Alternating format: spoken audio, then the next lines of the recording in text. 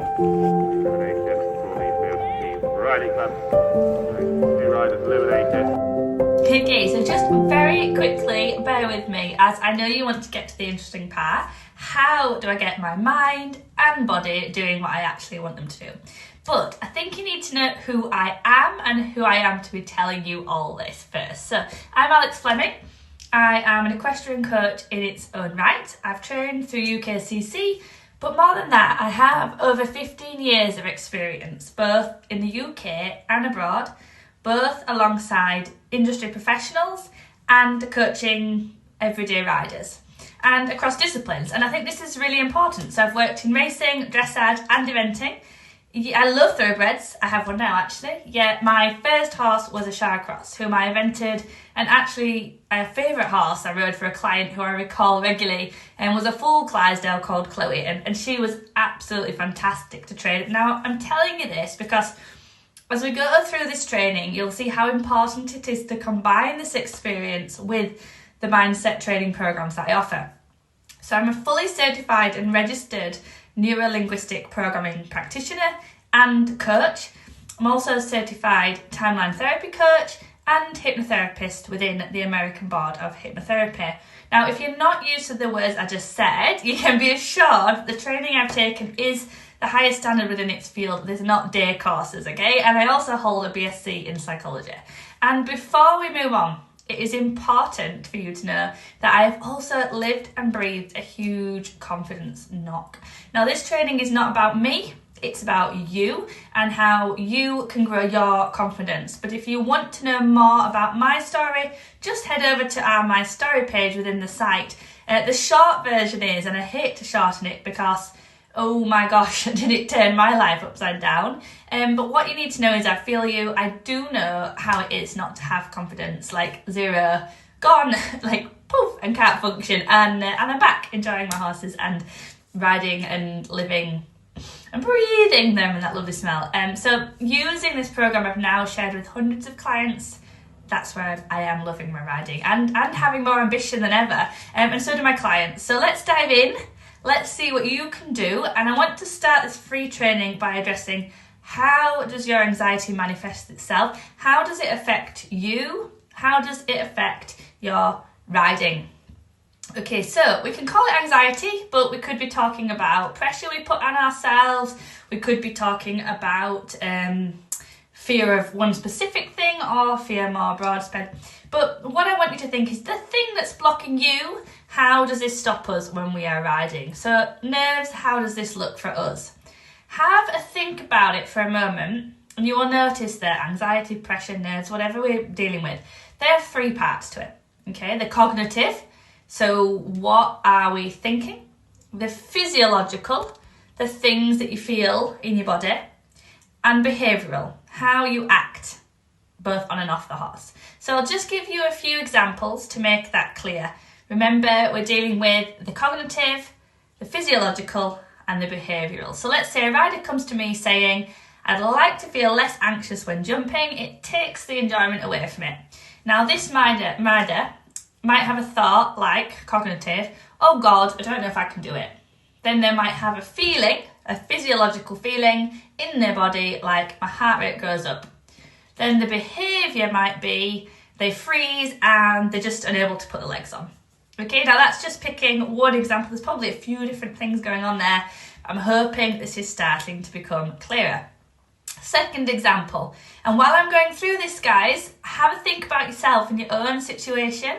And I want you to think about what these three elements might look like for you. Cognitive thinking, physiological feelings within your body, and behavioural, what you're doing on and off the horse, okay?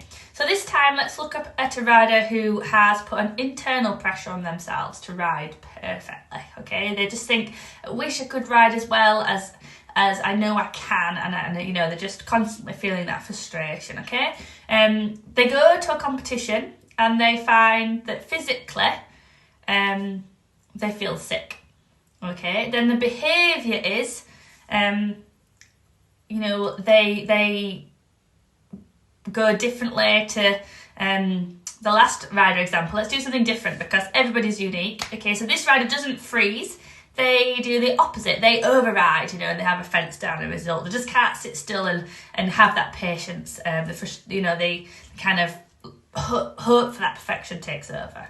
Okay, so now within the programs that I've created, or you could call it a journey if you like, it's a tick the steps process which deals with each of these aspects using a holistic and individually tailored approach. So we combine sports psychology with NLP, timeline therapy, hypnosis, and of course, practical planning to create the 3 elements. To target the 3 elements. So the cognitive, the physiological, and the behavioural. And we don't use all the techniques for all riders. We absolutely tailor to the individual. And I would like to invite you to delve a little deeper into how this would look for you and learn some immediate changes. There's going to be lots of action within this free training so that you can make some changes for yourself today to change your cognitive thinking, your physiological reactions, and your behaviour on and off the horse. Let's go, let's delve in. Hi, here we are. In order to understand how to go about changing your thoughts, I've created this slide for you to best describe everything that's going on. So, what I want you to think about before we decide why is our brain thinking something that we'd rather it didn't think. Let's go back to something happening. This can be on your horse, this can be any time in the day, okay? Let's use the example of the thing that's happening. On the slide, you'll see this called event. In sports psychology terms, if you have done some of this stuff before, you might have heard it called a stimulus. Simply means something that's happening in this given moment. So let's say the thing that's happening is we're going round our show jumping competition. We're just coming to the end. That's the thing that's happening. Now, I've drawn some arrows there to describe the different inputs, if you like, of information that your brain is receiving about that thing at any one time. Now, I've drawn 4 arrows there, but in reality, there's billions of bits of information that your brain is taking in at any one time. Now, this is anything that you can see, hear, feel with your touch, kinesthetic, smell, taste. All of these things are going on all at once. Now, you simply cannot attend consciously to all those things that are going on, okay? In fact, the science says, and this is incredible when you think about this, you can only attend consciously to 7 plus or minus 2 bits of information at any one time. You just cannot attend to it all. I mean, that is a crazy small amount of information, okay? And you'll understand by the end of this slide why that actually means that my reality can never be the same as your reality, which can never be the same as anybody else's reality, okay? So if you think about this, for example, right now, you're watching this slide, you're listening to my voice, and if I made you consciously aware, you might also be able to feel your seat bones sitting if you're sitting down, or your feet on the ground if you're walking along or standing in line somewhere. You might also notice how hot or cold you feel, or maybe even the material of the top that you're wearing, maybe how dry or not so dry your mouth feels. But all of those other things that I've just made you aware of were not the most important things according to your subconscious, and that's important, right then in that moment to be aware of. And the reason I said subconscious is because you didn't sit down at the beginning of listening to this training and say, I am now going to ignore my seat bone touch, I'm going to ignore my mouth. You just did it. You didn't have to go through everything you're going to delete. Your subconscious already made that decision for you, which is great because, my God, how exhausting would life be if it didn't? But it's just something I want you to be aware of for now. So, this is you, this lovely little pink guy in the middle here. And above it, you'll see that I've written distorts, deletes, and generalizes. Now, this is what your brain does. A simplified version, guys, but, let's summarize this into 10 minutes. So it distorts, it deletes, and it generalizes all these bits of information to decide what it's going to post out the other end as your reality your version of that event, okay? So what do I mean by that? Let's go through a few bits. So the first thing, generalize. So it does this all the time so that you don't have to think consciously about something that should be quite effortless. A really good example of this is if you, the thing that's happening, the event is opening a door. If you know how to open a door, which you all do, you'd be able to go into any door in anywhere in the world, any type of building, and you'd have a general conception of opening that door. You wouldn't have to consciously go through the motions. You'd just keep chatting to me, having a cup of tea, having a sip of water, whatever your drink of choice is, and you'd be able to just go and open that door and it would open. Okay? Now, just note for a minute, and we'll come back to this, that if the door opened the wrong way, you'd have to pause, wouldn't you? Now that pause is the time difference between doing this on autopilot in your subconscious and having to engage your conscious mind. Okay, now if you think about that pause when you think, oh, it opened the wrong way, how do I do it? Okay, like this. That's quite a long time.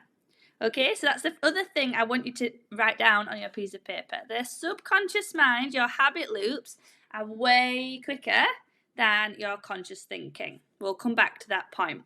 But for now, what I need you to know is that it generalizes things across.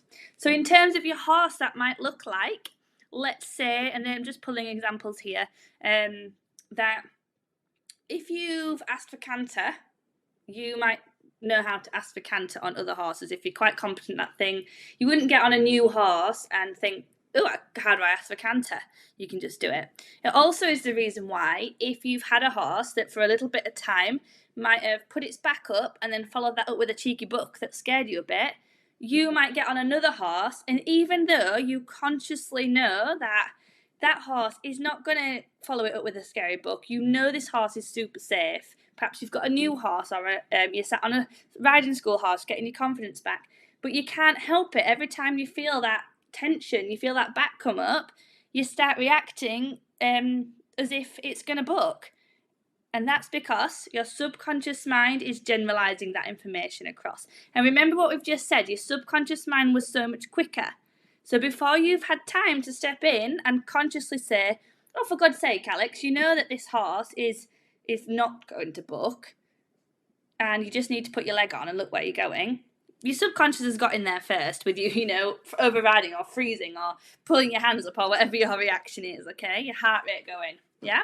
So that's the first thing it does, it generalizes. The next thing it does is it just full on deletes stuff. So if it doesn't think things are important right now, it just gets rid of it. So if we go back to our first example, you're listening to my voice, and I said that you probably couldn't notice the feel of your t-shirt or shirt that you've got on or dress, whatever you're wearing, until I made you consciously aware of it. And that's because it got rid of that. That was really irrelevant. How dry or not your mouth was felt quite irrelevant to your subconscious, so it just got rid of it, okay? And it does stuff like that all the time, okay? It also distorts stuff. So it can distort stuff for good or bad. It's important to remember it's always trying to help you. So even though as I'm describing this, it can feel like your subconscious is not trying to be that helpful, it is. And when it's working for you, it's really helpful. It's really helpful to distort stuff across. And it's important to remember, and I'm going off topic a little bit here, but I think with the distorting one, it's kind of extra important to understand that the areas of your brain that decide what it's doing with this information are very primitive parts of your brain. So these are parts of your brain that evolved like ages ago. Let's think caveman times, okay? So if we think distortion, if you imagine when you were cavemen, it was really important that you responded to threats pretty quickly and efficiently. So if a bush rustled and you were told once that there was tigers in the woods, it was really good that your brain maybe distorted a lovely what if movie that every time a bush rustled, something could jump out and eat you. So don't wait for that to happen. As soon as you get that stimulus, that event of the bush rustling, just go into fight and flight mode, run away. It's actually really useful because you're more likely to survive. The problem is that in modern day society, a lot of our stresses are not real life or death situations. I hope they're not for you all anyway. So, it might be a work interview, it might be a deadline, it might be riding in an extreme sport, which is essentially what horse riding is. So we get little stresses all the time, and some of these stresses are not even real stresses. The pressures that we put on ourselves, that we've got to be perfect, or we want to get a certain percentage, or jump a clear round, or do our horse justice, or whatever expectation we've set up there, which can create stress. And what your brain does is it can distort this behaviour if it thinks that that's what you believe. So this will make more sense in a minute when we have a look at the next arrow, your memories, your focus, and your core beliefs. But just bear with me a minute. So, for example, it could distort something. Let's say a rider started in their focus and their core belief to think that a horse is not suitable for them. Let's say that a few people in the yard have told them that they shouldn't have bought a young horse. It wasn't the right decision. They're starting to think that maybe other people were right. Perhaps the training's not been going quite to plan, quite how they've wanted. So what can happen? Let's say one day the horse does a little spook, very genuinely, and the rider kind of tumbles off the side. They don't hurt themselves, but they tumble off. And that could be distorted.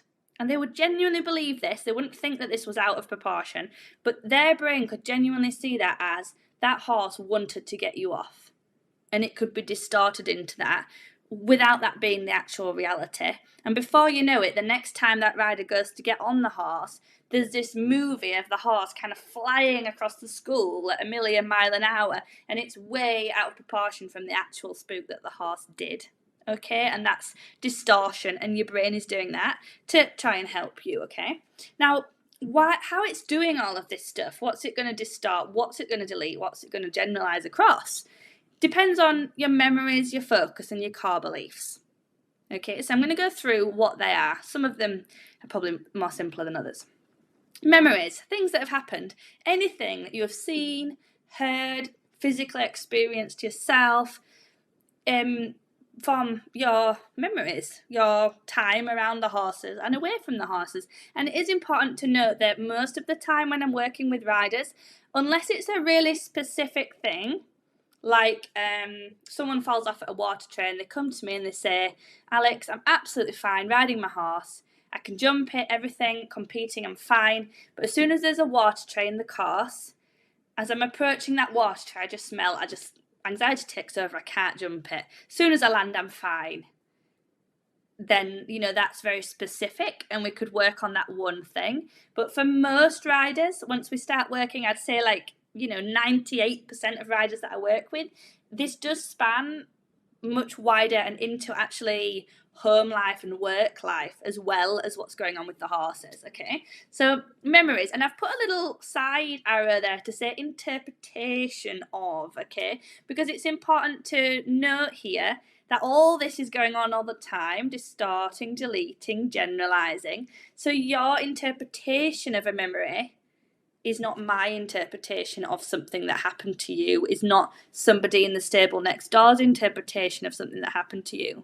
So two riders could experience in kind of black and white the same exact fall or the same exact amazing dressage test, but if one rider had a low self-esteem, didn't really believe themselves competent, that rider in both situations, when they fall off, could think, I'm not good enough for this horse, this means I'm not a very good rider, this means I should maybe have a horse that's more experienced or not as young.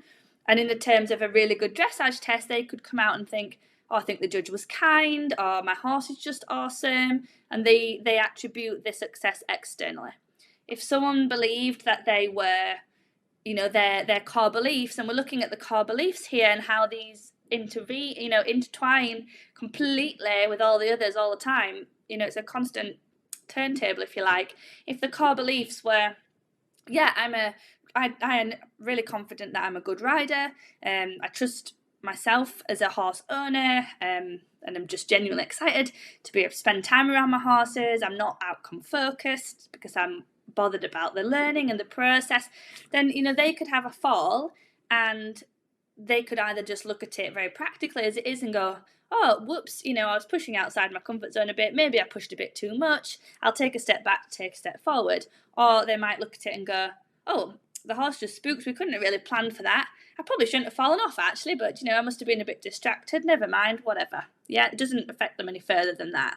In terms of the great dressage test, they'd be able to come out of it and go, wow, I'm really pleased with myself today. I did really good. And then that adds even more evidence to the fact that, yes, we are good. So it adds to these core beliefs. So what you can see here is we're constantly creating your reality and your version, if we go back to the right-hand side here, of that event. Okay, so the other thing I've just popped in there is your focus. So what you're focusing on is determined by your core beliefs, is determined by your memories, but can also be influenced in the moment. And this is definitely something we place emphasis on when we work together through the confidence coaching, is where are you actively placing your focus? And if you don't intervene in that, and this is something guys can change today, if you don't actively step in and tell yourself what to focus on, you will continue to focus on things driven by your memories and your core beliefs and where your mindset is right now. It won't change. Okay, so let's say, for example, you are that person that's coming out of your dressage test, and if you do well, and someone says, wow, that looked awesome, Jill, or whatever, you're going, oh, my horse is just really good, or I think the judge was kind, or you're putting yourself down. If you don't actively step in and change that focus and go, right, what did I do well today? Well, do you know what? I think I really rode through my corners and kept my rhythm, and I remembered to prepare with my half halts, and all the things that you did well, and make a point of making yourself take the time to focus on that, even if it feels unnatural, you won't change your focus. So that's one thing you could implement today. So before we move on to the next thing, the physiological, and what you can do about changing what's going on physiologically within your body, I want you to have a little think about how confidence coaching can help you along with these things. So the various techniques that we use focus on these things. So yes, we're changing your thought processes. How are we going to do that? We're going to do it by changing your interpretation of the memories. We can use NLP for this. We can use hypnosis. We can use CBT. So what that is cognitive behavioural therapy. So that involves adding evidence to the contrary of where you might currently be. So for example, and this in turn works with your core beliefs, CBT is fantastic for that. So it might be something like, if at the minute you feel like you're not that great at jumping, we might change a thought pattern to be, yes, I am good at jumping. A really simple thing you could all do right now, which you don't need my help for, but it'd be a really good starting exercise, would be to sit down for half an hour and write a list of 20 reasons why you actually have jumped successfully in the past, for example. Would be, something that you could change. You can, looking at thoughts that you have and challenging them and going, is there a different interpretation of this? Is there actually any evidence that I'm not worthy of X, Y, and Z? Yeah, is there any evidence the contrary, that actually I'm quite good at this, or, that makes sense? And then we'll set physical homework in the form of behaviour. So it might be that homework I just set to you there.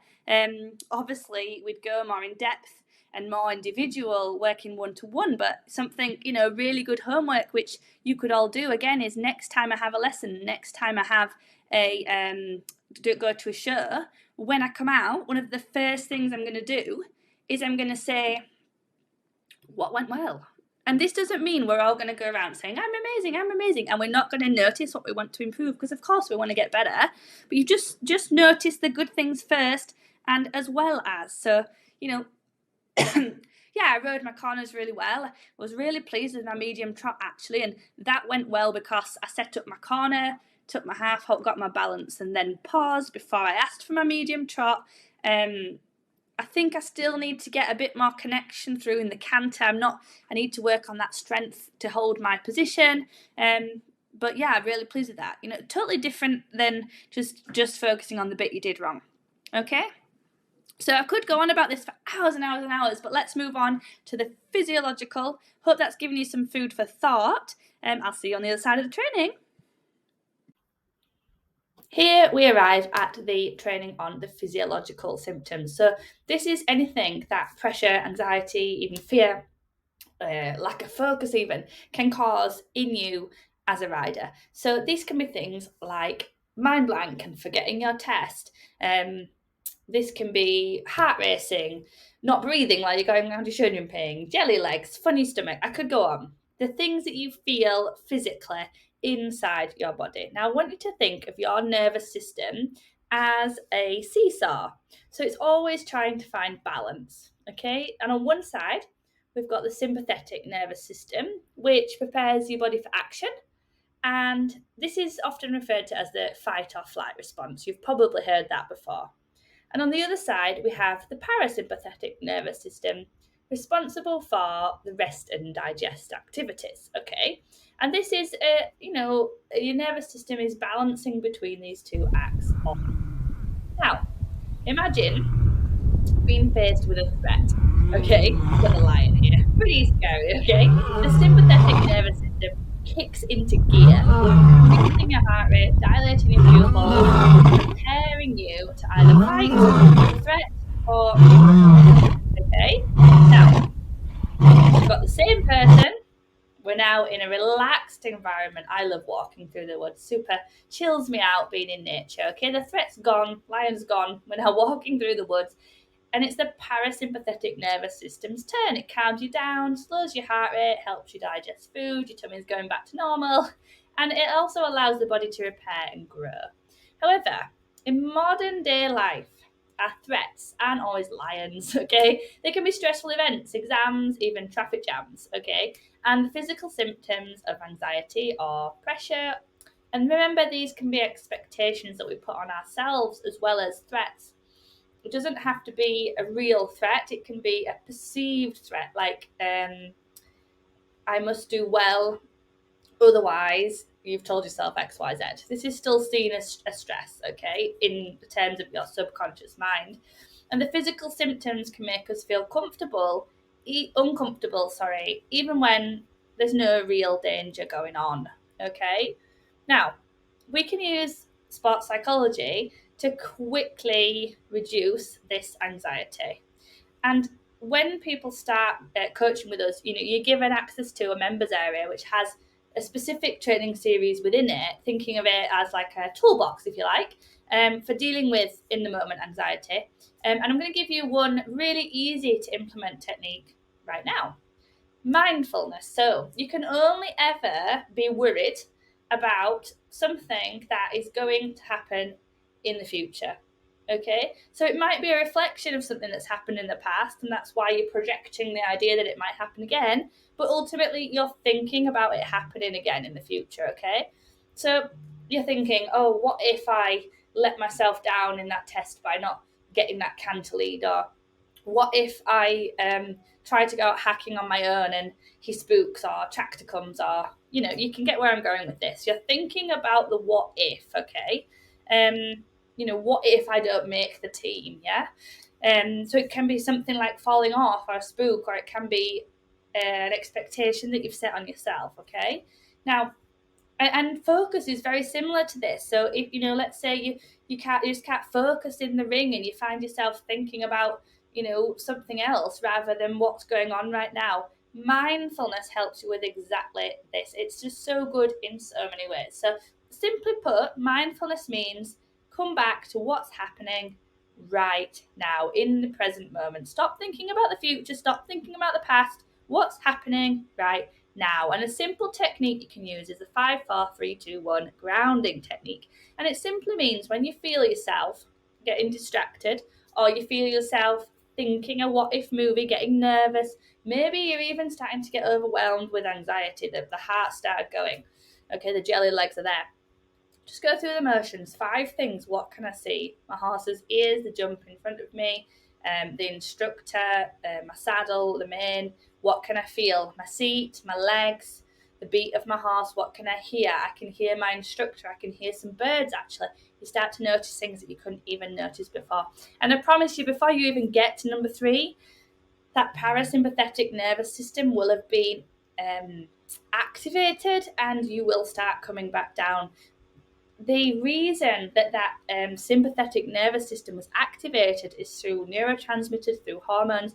And as soon as you reactivate that parasympathetic nervous system, you start to physically feel better because that change has happened, the balance has shifted.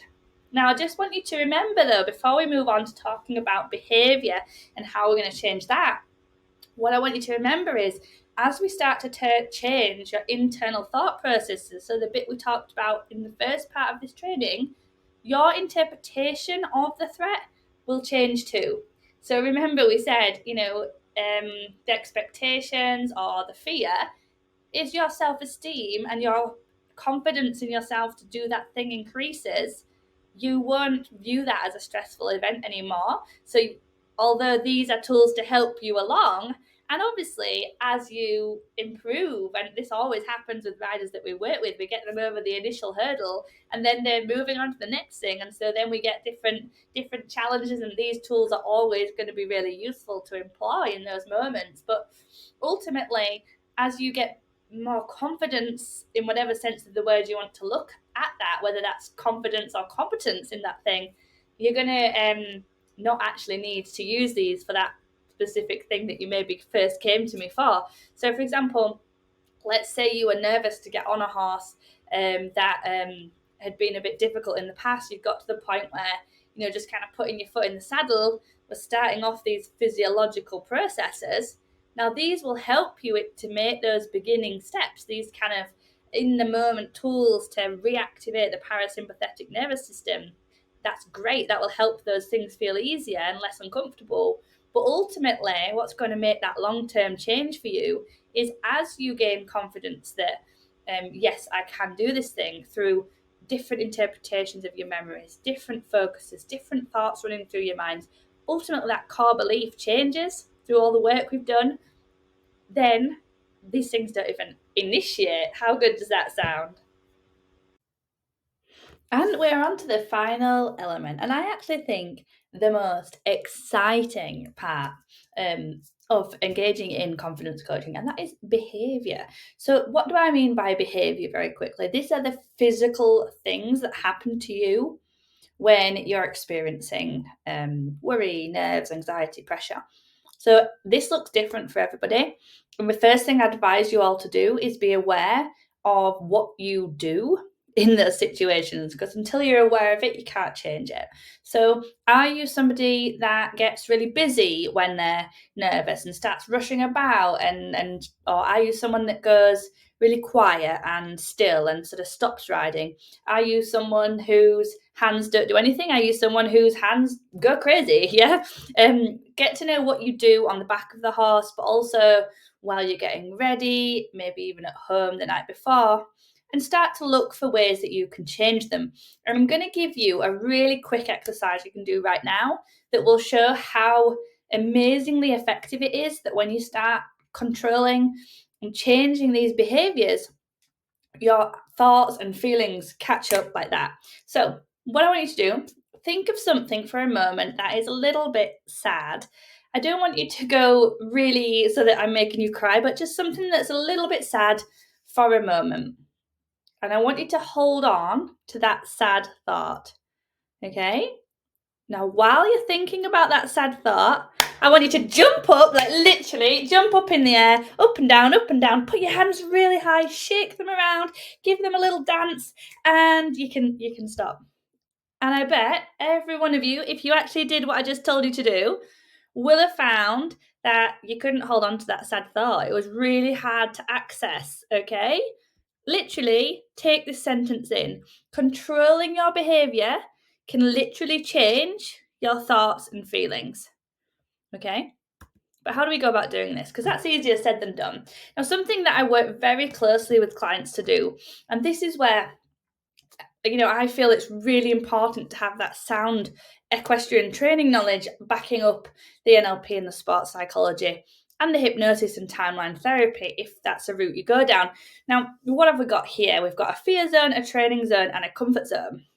And what you need to be trying to do, if you imagine these spheres as you working with your horse, whatever capacity that might look like, whether that's going hacking, whether that's fun rides, whether that's dressage, jumping, eventing, whatever capacity that is, groundwork, that you acknowledge what is in my comfort zone, what is in my training zone, and what is in my fear zone, and how do you know which is the right step? Now, the training zone, that's where we want to be. We don't want to be in the fear zone. So comfort zone, this is something you could do even if a bomb went off next to you. So once upon a time, when you were learning to ride, you were learning how to rising trot, and someone was saying to you, up, down, and you were trying and you were really thinking about it. And when you were really thinking about it, you could do your rising trot, okay? At that point, rising trot was in the training zone. It wasn't perfect, but you could do it if you thought about it, okay? Now it might be for some of you in the comfort zone. Okay, imagine for most of you it is in the comfort zone, okay? Maybe not if you're dealing with nerves around a certain horse, getting on, anything like that. But in terms of a skill set, perhaps it is. But if confidence has caused it not to be, then it's not. Okay, so you need to take a step further back. I want the comfort zone to be something that you don't have to think about. You can just do it. There's no anxiety there whatsoever. It's like zero, perfect, easy. As easy as sitting on the sofa watching Netflix, okay? The training zone is just an icky bit outside of that. And it's a place where, once we decide what the new behaviour is going to be, you can, when concentrating on it, because it's meant to not be easy, it's meant to be the training zone, but that when concentrating on it, we can do it. So let's say we decided that the behaviour coming up to a fence when anxiety takes over is that we start pulling back, shorten the canter, and don't maintain the rhythm. Just an example. The training zone needs to be something where it's making you push a bit, but you're able to maintain the behaviour change. So that might look like a course of pulls, focusing on keeping the rhythm, keeping the leg on, and being able to maintain the canter. Okay, and then you might build that up. And as you do this, the training zone stretches into the fear zone and the fear zone goes further out, okay? And eventually the comfort zone gets bigger and bigger. So eventually keeping the rhythm over those poles and keeping your leg on and focusing on the canter quality, not the jump, becomes in the comfort zone. The training zone expands, and now we're being able to keep that behaviour change round a course of cross poles, for example, okay?